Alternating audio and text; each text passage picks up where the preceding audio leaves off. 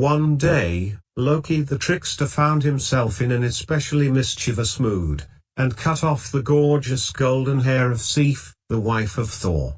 When Thor heard this, his quick temper was enraged, and he seized Loki and threatened to break every bone in his body.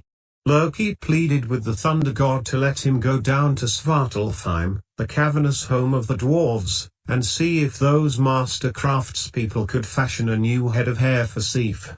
This one even more beautiful than the original. Thor allowed this, and off Loki went to Svartalfheim. There, he was able to obtain what he desired. The sons of the dwarf Ivaldi forged not only a new head of hair for Sif, but also two other marvels.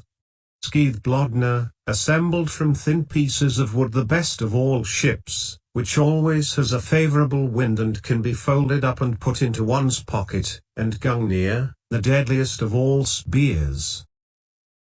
Having accomplished his task, Loki was overcome by an urge to remain in the caves of the dwarves, and revel in more recklessness. He approached the brothers Brock, a metalworker, and Sindri, a spark sprayer, and taunted them, saying that he was sure the brothers could never forge 3 new creations equal to those the sons of Ivaldi had fashioned. In fact, he even bet his head on their lack of ability. Brock and Sindri, however, accepted the wager. As they worked, a fly, who, of course, was none other than Loki in disguise, stung Sindri's hand. When the dwarf pulled his creation out of the fire, it was a living boar with golden hair. This was Gullinbursti, who gave off light in the dark and could run better than any horse, even through water or air.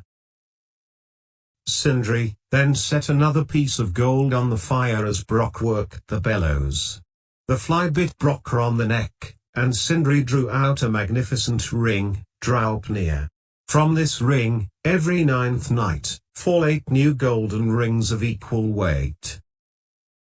Sindri then put iron on the hearth, and told Brock that, for this next working, they must be especially meticulous, for a mistake would be more costly than with the previous 2 projects.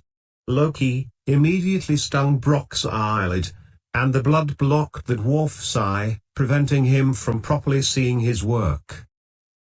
Sindri, however, produced a hammer of unsurpassed quality, which never missed its mark and would boomerang back to its owner, after being thrown.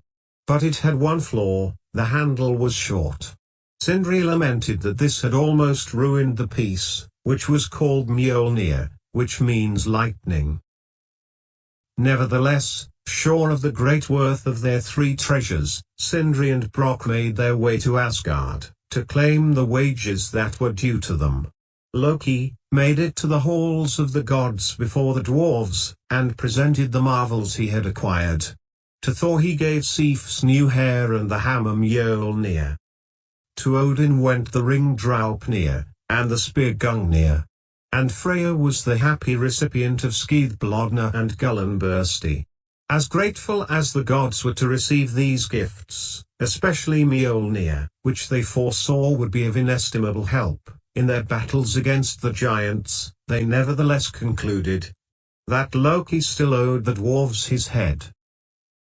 When the dwarves approached Loki with knives, the cunning god pointed out that he had promised them his head, but not his neck.